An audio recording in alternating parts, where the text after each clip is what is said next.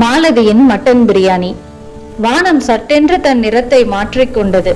கருமேகங்கள் கூட்டமாக திரண்டு தென்னிந்தியாவின் அந்த பாரம்பரிய வீதியின் மேல் ஒரு போர்வை போல கவிழ்ந்தன. ஜன்னல் கண்ணாடிகளில் மழை துளிகள் மெதுவாக தாளமிட்டன. காற்றின் வேகம் அதிகரிக்கவே அந்த பழமையான மர ஜன்னல்கள் டப்பென்று மூடிக்கொண்டன.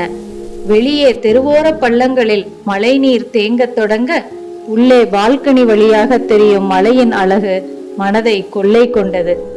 ஜன்னல் ஓரம் நின்று மலையை ரசித்த மாலதிக்கு தன் கணவன் சுந்தரை பார்த்ததும் சட்டென்று ஒரு யோசனை.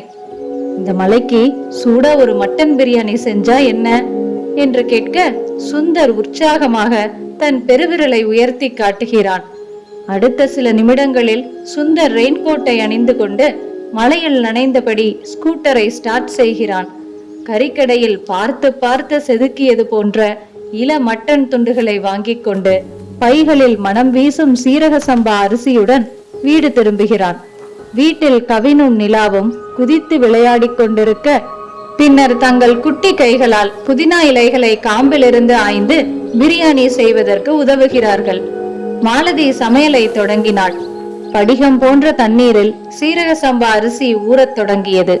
மிக்சிக்கு வேலை தராமல் பாரம்பரிய அம்மிக்கல்லில் இஞ்சியும் பூண்டும் அரைக்கப்பட்டன. சின்ன வெங்காயத்தின் தோலை உரிக்கும் போதும் பச்சை மிளகாயை நீலவாக்கில் கீறும் போதும் எழும் அந்த வாசனையே தனி. பித்தளை தட்டில் பட்டை, கிராம்பு, ஏலக்காய் மற்றும் கல்பாசி என வாசனை பொருட்கள் அணிவகுக்க காய்ந்த மிளகாய்கள் சிவந்த விழுதாக அரைக்கப்பட்டன. கனமான அடிகொண்ட பித்தளை பிரியாணி செம்பு அடுப்பில் ஏறியது. சுத்தமான பசுனை அதில் உருகி தழும்பியது. வாசனை பொருட்கள் நெய்யில் விழுந்ததும் சலசலவென சத்தமிட்டு மனம் பரப்பின. நறுக்கிய வெங்காயம் பொன்னிறமாக வதங்க இஞ்சி பூண்டு விழுது சேர்க்கப்பட்டதும் வீடே அந்த மனத்தில் மூழ்கியது. அதனுடன் புதினா, கொத்தமல்லி மற்றும் தக்காளி துண்டுகளை சேர்த்து மாலதி வதக்க ஒரு அற்புதமான மசாலா உருவானது. இப்போது அந்த மசாலாவிற்குள் ஆட்டுக்கறி துண்டுகள் இறங்கின. மரக்கரண்டியால் கிளறும் போது கறி மசாலாவோடு ஒன்றி தழுவியது. கெட்டியான தயிர், காரமான மிளகாய்த்தூள் மற்றும் மல்லித்தூள் தூவப்பட மசாலாவின் நிறம் அடர் ஆரஞ்சு நிறத்திற்கு மாறியது.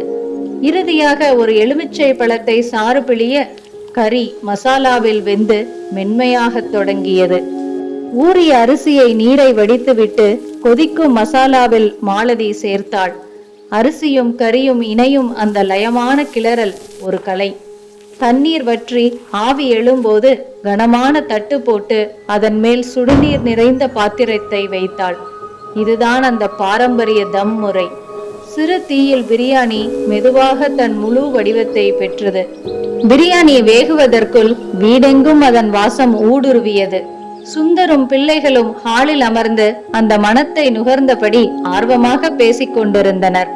கவினும் நிலாவும் அடிக்கடி சமையலறைக்குள் எட்டி பார்த்து எப்போ ரெடியாகும் என பசியுடன் கேட்டனர். சுவர்கடிகாரம் மெதுவாக நகர்ந்தது. பிரியாணி பாத்திரத்தின் ஓரங்களிலிருந்து மெல்லிய ஆவி கசியத் தொடங்கியது. அந்த தருணம் வந்தது. மாலதி மூடியை திறக்க ஒரு பிரம்மாண்டமான வாசனை மேகம் அவர்கள் மனதை ஆட்கொண்டது. பூ போல மலர்ந்திருந்த சீரக சம்பா பிரியாணியை சிதையாமல் மெதுவாக கிளறினாள். வாழை இலை விரிக்கப்பட்டு அதில் ஆவி பறக்கும் பிரியாணி பரிமாறப்பட்டது. கூடவே தயிர் பச்சடியும் மசாலா முட்டையும் இணைய சுந்தர் முதல் கவளத்தை வாயில் வைத்தான்.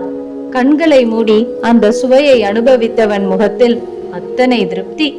வெளியே மழை கொட்டி தீர்க்க உள்ளே அந்த அன்பான குடும்பம் சூடான பிரியாணியை சிரித்து பேசியபடி சுவைத்தது.